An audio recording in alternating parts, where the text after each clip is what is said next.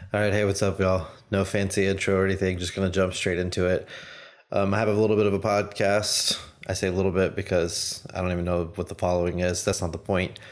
But this is gonna be the first time I'm gonna do a video version of it. So I'm calling it season two. I'm gonna go ahead and like kick it off like I would in the audio version. That way they don't have to hear this YouTube intro part, and then we'll talk a little bit about what's to come in my podcast, basically. So just to give you a little bit of an intro before I intro it, is the whole point is I call it a filmmaker's flight because I want to talk about my journey as a filmmaker. And I wouldn't necessarily say I recommend going to listen to the first ones. I would definitely say if you're someone who is interested in all the nitty gritty details, like you just have to know everything that got me to this point, go back and listen to episode 1 through 20. They're going to be rough sound on some of them, just figuring things out. Anyways, let's not get into that now. But yeah, basically it's my journey as a filmmaker. So I want to kick off season 2 with video, and this will get better. Right now, this is just run and gun. I just have to like commit to doing it. So here we go. Anyways, I'm going to kick off the intro that I normally do for the audio version. And if you want to listen to the audio version too, you can find it on iTunes and, Spotify and all the places or whatever. So, all right, here we go. And I'm probably not going to look at the camera a lot while I'm doing the intro because I don't know, it feels weird. I don't know why that feels weird, but it feels weird. All right. Hey, everybody, it's time for another episode of A Filmmaker's Flight. This is going to be episode number 1 of season 2, kicking off a new season. So today is March 25th, 2021, and it is 9:45 p.m. My name is Chris Burke. I'm an aspiring filmmaker, photographer in Fort Worth, Texas, and today we're going to talk about kicking off season 2. So for those of you guys listening in the audio version, and I say that because I'm also recording video to put up on YouTube. So if you're someone who listened to the first 20 episodes, you can go check it out on YouTube now if that's something you're into. I know sometimes I watch them on YouTube. But before I get too far off the topic, today I really just want to like kick off episode 1. It's going to be kind of short. Short for me because I tend to ramble sometimes, but I want to really just, talk about what's to come, kind of do a little bit of catching up because the last episode was in January of this year and a lot of things have happened since then. So it's been pretty fun. It's been really cool. I'm like excited about all the things that have been happening, and I really want to talk about a lot of this stuff. And so I don't know why I haven't done a podcast sooner, but it was like time. I was like driving home from an errand that I was running and I was like, okay, I need to just like set it up, just do it. I didn't even put on any nice clothes for you guys to kick off the first episode, but whatever, we're going to do it. The point of this isn't to make $1 million podcast. The point is this is a really easy way, and this will be good for the YouTube crowd since I haven't put a video up, but I haven't really like found I have, this is it. The best way for me to document what's going on. I fall off on YouTube videos, I think because of, trying to make it a good story or edit or do better camera work or whatever it may be. I've shot a lot of footage that ends up like sitting on the hard drive. So podcast is just easy. It'll get a little bit more complicated now that I'm introducing video to it. But when it was just the audio piece, it was literally as soon as I got done, I would just like do a basic edit and send it out. So those of you guys that are like, excuse me, by the way, those of you guys that are audiophiles will probably be like, yeah, we can tell that you just like dump a preset on your audio and then send it out. So hopefully I'm going to pick this up. I don't want it to make noise, but I've got myself a little cheap mic. Set it down here. I don't want it to clip. Sorry, listeners. And I'm using my DSLR here to shoot the video. So we're going to start out a little bit more than just your regular old webcam. But yeah, over time, I'll turn on a real light, not just my overhead.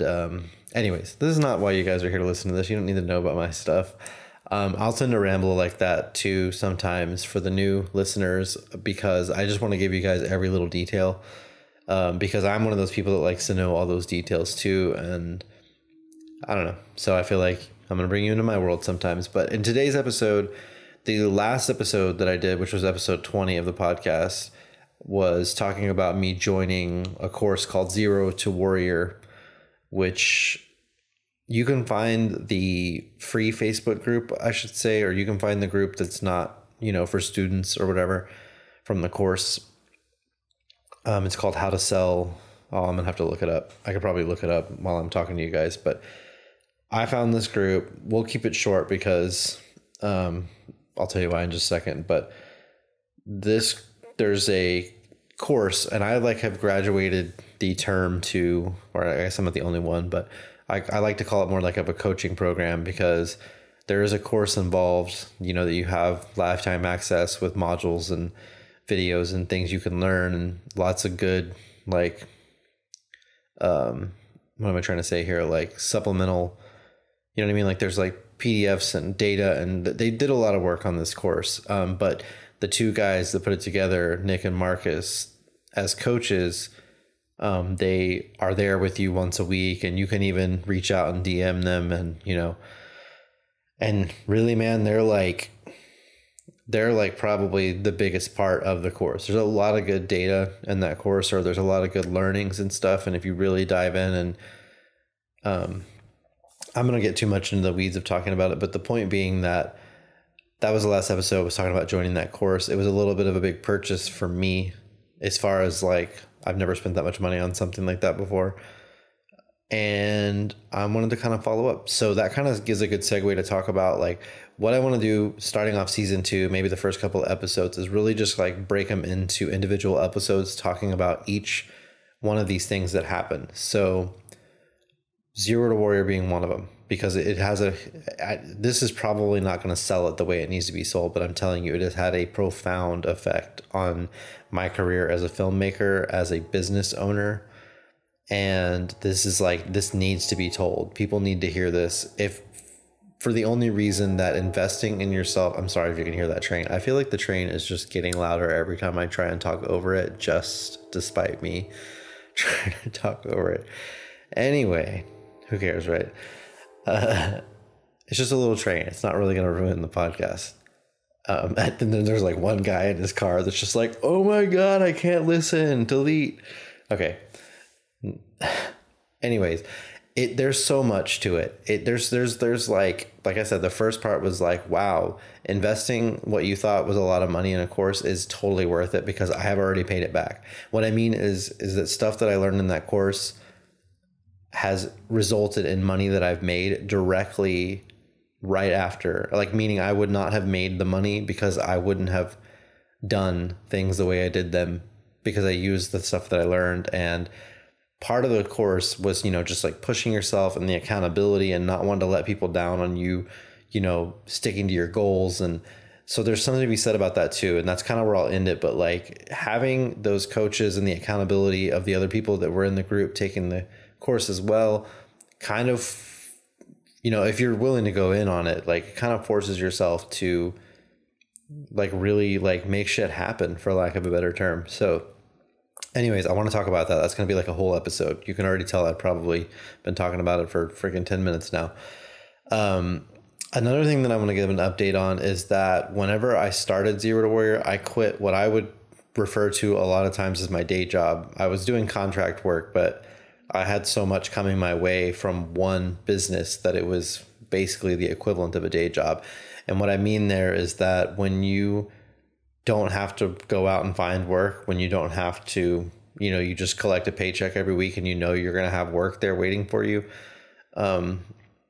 That's basically the same reason you have a day job. That's the security thing. So, and I would not recommend, and I'm not recommending that you go and quit your day job. That's not what I'm saying at all. I'm not saying that I would think somebody has to quit their day job to start a business. For me, it was the right decision. And the reason, and this is what I'll leave you with, and what I want to talk more about in that episode, is that I knew if I had a safety net, I would slack.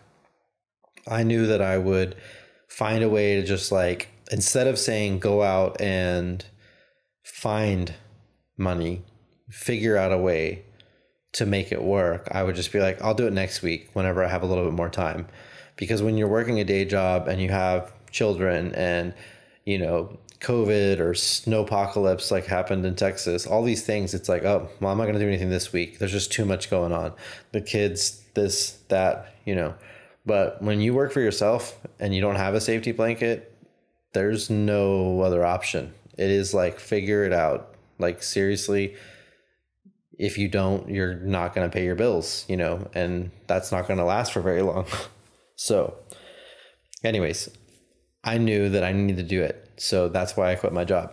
I really haven't, I guess, officially quit because the boss is so nice and was like, you'll always have a place here. So I guess I could always go back, but I'm not, and I haven't. And I literally cringe every time one of my old realtors, because that's what I did, was real estate photography, who loved working with me, still says like, hey, are you available for a shoot? It's really hard to tell people no. I just want to be everything to everyone. And I want to just say like, you know, for them, I'll do it. But I've been holding strong and it's been paying off and we've been surviving. And that's going to be the next episode, surviving on our own, you know, doing it. And me and my wife both have our own business as far as photography and filmmaking goes. And so we're both doing it with raising a kid without borrowing money or, you know, we haven't been slacking on paying our bills. So cool. And then, you know, there's some other things that I really didn't like want to drag out a whole long list and bore you with all the previews of it. But of course, it just can all be summed up by everything filmmaking. And meaning that some of the things I've learned, you know, when you start out, you get bitten by the bug of like, I love shooting, or I love editing, or I love shooting and editing, or I love storytelling, I love lighting, you know, whatever it may be. It's different for everyone. I think it's a little bit of all of it for me. But when you decide you want to make it a business, and I mean like you really decide, this is what I'm going to put my time into, I won't give up, you know, it's more than just, I like, don't mean to alienate anybody when I say this, but it's more than just like, I would like to get paid for this. Because that's why, I mean, let's be real. That's why it starts, is you're just like, I just want to like make fun art all day long and I want people to pay me for it. But there's a point when you go like, okay, even if it means, you know, I have to create a couple films that I don't want to, you know, maybe you want to do like feature films, but you do some wedding work or something, or maybe you want to do commercial work, but you do some weddings or whatever, or maybe you want to do weddings and you're doing commercial work. Point is you start thinking to yourself, like, I just got to bring in some money so I can afford the gear, so I can make my mom believe that it's a real career, or so that I can, you know, whatever it may be for you. I'm just trying to like pick on all of us right now. But when you decide, you start really realizing that like what you're doing is you're building a business. And when you do that, it's the same for any business. You're not like bookkeeping, you know, all these things that have to do with like when it comes to setting up a business and, you know, laws and taxes and just all the things that are really sometimes not that fun to talk about.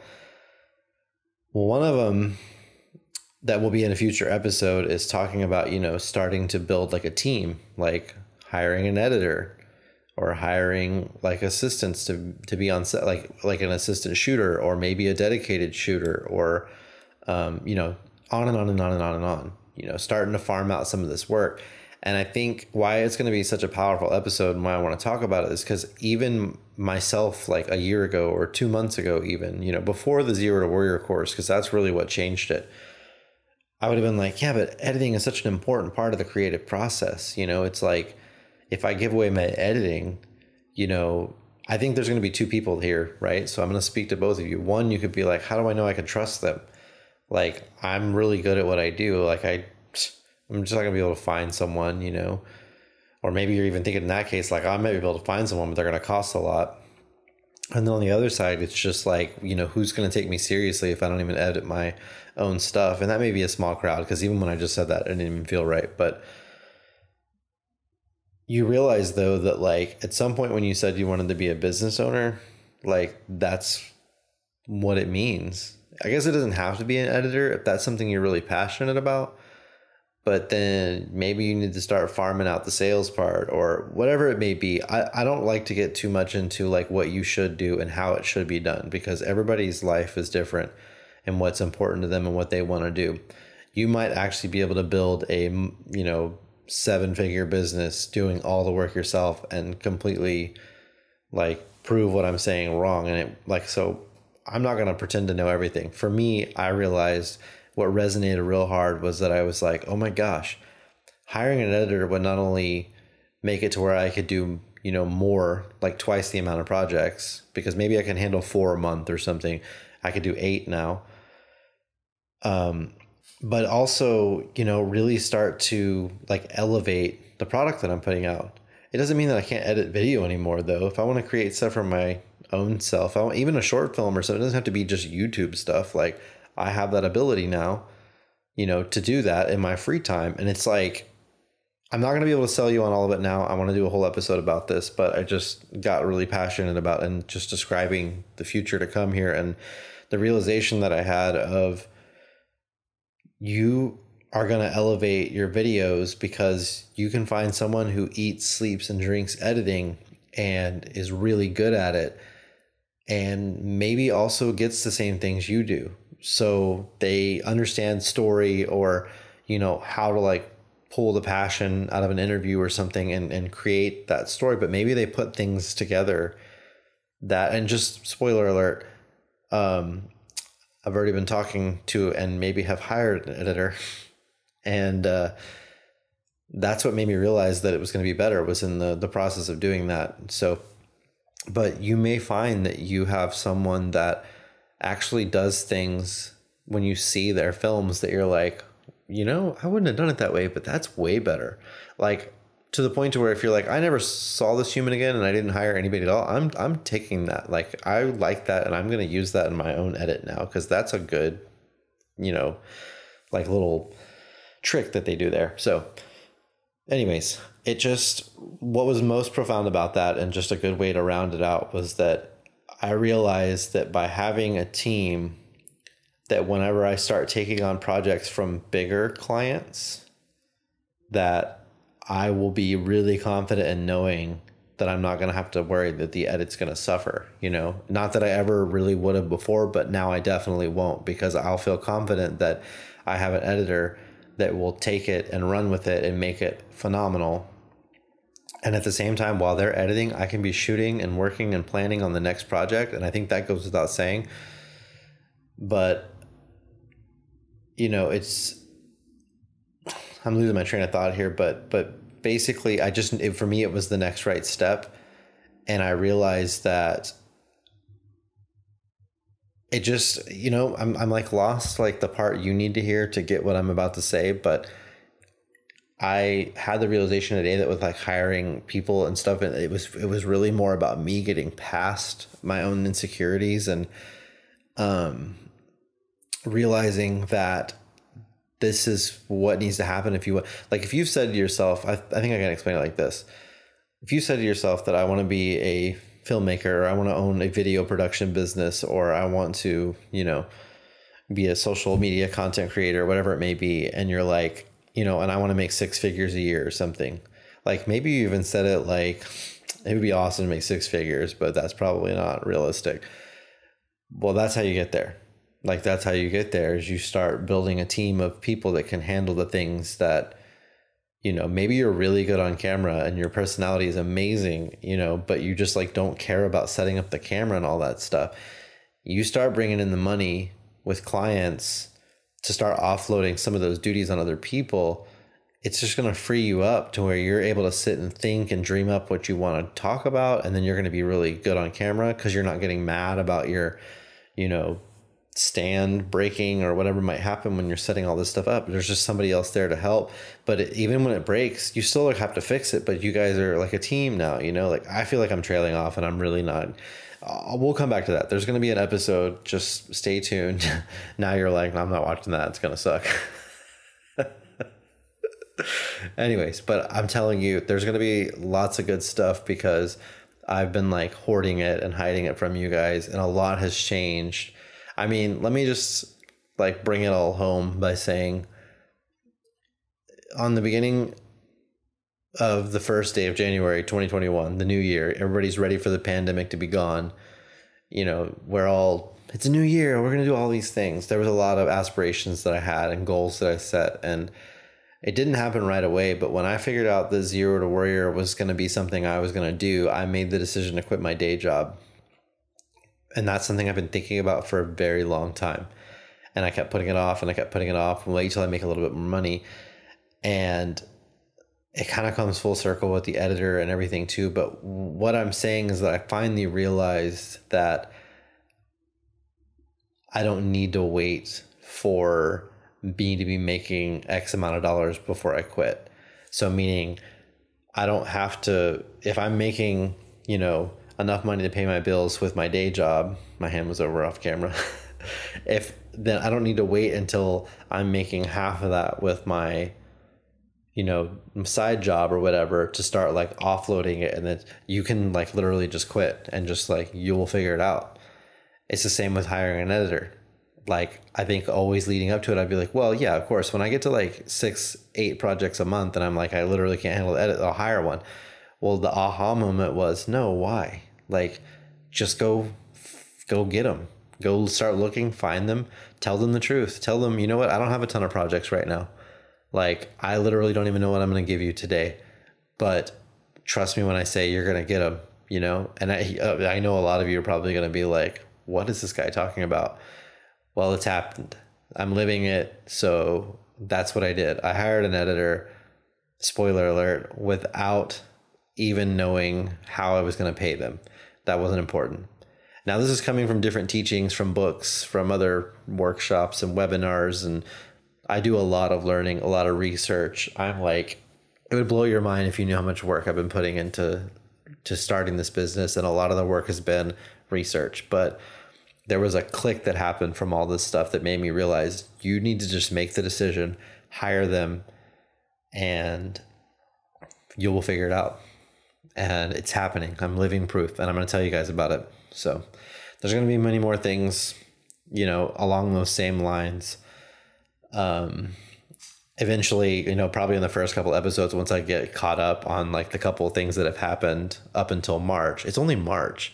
One of my goals this year that I talked about last episode was to make 6 figures. I haven't done that yet. We've been surviving on, you know, half that or whatever, a little around that area, right? So we live very, you know, close to our means. Like, we're making it happen, and we do it by choice because we want to build this business, right? I'm tired of working for other people, but I need to make the 6-figure goal because it didn't sound impossible. So maybe I should have made it higher, but it sounds like, wow, that's like double what I make. And I feel like I was like hustling last year. So we're going to make it happen.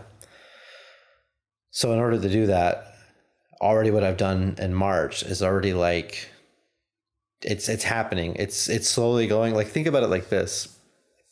In order to make 6 figures, 100 grand, I have to make like 10 grand a month at least, or almost there. It's like 8 something, right? Well, I haven't done that yet. I'll just be fully real with you. The first month of January definitely wasn't that, because I didn't even start Zero to Warrior and quit my day job until like halfway through. February was a little better, but still, and March is well on my way. So, you know, I'm already behind a couple, like tens of thousands of dollars in order to get there, but I know I'm going to do it, and you guys are going to see it. I'm like marking it right now. I literally am 100% telling you I have no idea exactly how it's going to happen, other than the fact that I'm going to keep applying the same things that I know, and then I'm going to start learning and apply those things, and then I'm going to just quit. Like, I'm going to do my best to document this, but I'm also a big believer in like show it, you know what I mean? Like, don't tell people what you're going to do, just do it. And then, you know, but I want to document this. I want to be able to look back on this. I want other people to see. And if I'm being completely honest with you, because I feel like I can do that with you guys, maybe there's a slight bit of pettiness there, because I know how much work I've already put in the last 3 years. Because 3 years ago, actually it's almost 4, it's gonna be 4 in August. In 2017, I decided I was gonna quit a really good job that I had then to pursue photography and filmmaking. And I went and ended up falling into another day job, which is the one that I just quit in January. So I didn't fix what the real problem was until now, but it's taken 3 years for me to figure out, after asking all these questions and watching all these YouTube videos and failing at all these jobs and everything that I did, and a lot of the stuff that we haven't even talked about yet in this podcast. But I want to be able to, this is the petty part, I guess. I want to be able to show people later that it wasn't just overnight. If it ever becomes one of those situations, I want to show people that it wasn't that hard either. Like, I didn't have to give up every night. I didn't have to never see my family, you know. There were days when I did work when I could have been watching a movie, sure. There were, I didn't go out and drink with my friends every weekend or even once a week or even once a month, you know, but to be fair there, I'm not really somebody who goes out and drinks with my friends anymore. I've gotten kind of grown out of that. But okay, this is turning into a little bit more of a ramble on that part, but I just really want to document and show people what I'm doing. And so after we get caught up on what's happened the last 3 months, I'm going to just talk about what's next, and we're just going to go from there.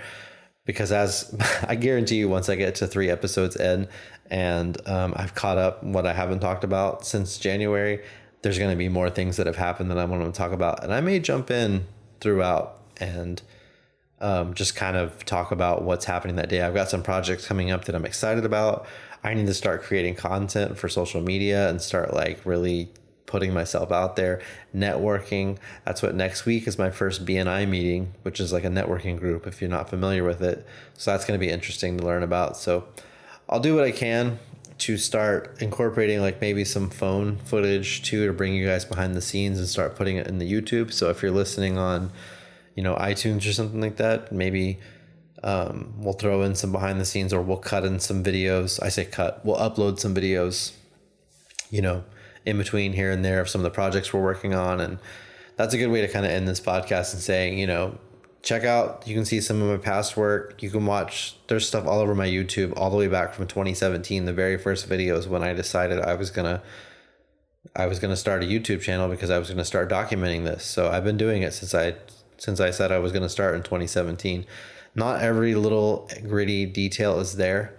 I have some of it in journals, but for the most part, you'll get the gist of it, and feel free to reach out and ask me if you ever have any questions. DM me. People actually do it all the time. I mean, I only have 400 subscribers on YouTube, and you wouldn't think it from the outside that you're like, who would ask you a question? Maybe you do. I don't know. I don't mean to downplay myself. That's not to be negative.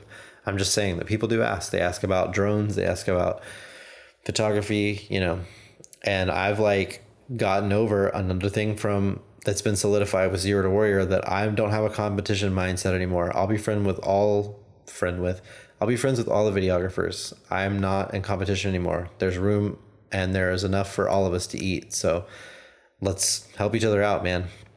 All right, I'm going to end it here. This has been another episode of A Filmmaker's Flight. It's going to be episode number 1 of season 2. Woot. So I made it past 20 episodes. Yeah, my name is Chris Burke. You might already know that if you've listened before or watched my YouTube before, but if not, nice to meet you. Subscribe if you want, on either iTunes, what's the other places, Spotify, all those. Maybe next time I'll come a little less dressed down to the video portion. But yeah, stay tuned. I'm going to tell you guys about some of the things I've been working on, and legit exactly what I've been doing. You're going to get probably more information than you could have asked for when I get into details about what I've been up to and what I think about and what I feel about. Go find me on social media if you want to chat that way too. I have a Twitter. I barely use it, so probably shouldn't use that one, but it's at Chris Burke. I have an Instagram as well. It's at Chris R. I had to do the middle initial because it's already taken, but ask Chris R. Burke. And Facebook is Chris Burke. So message me. Go look, check it out. If you want to check out my business page, it's Burke Creative. You can go find that too. So anyways, I'll see you guys in the next episode. Thanks for listening. Thanks for watching. Hope you guys have a good one. Peace.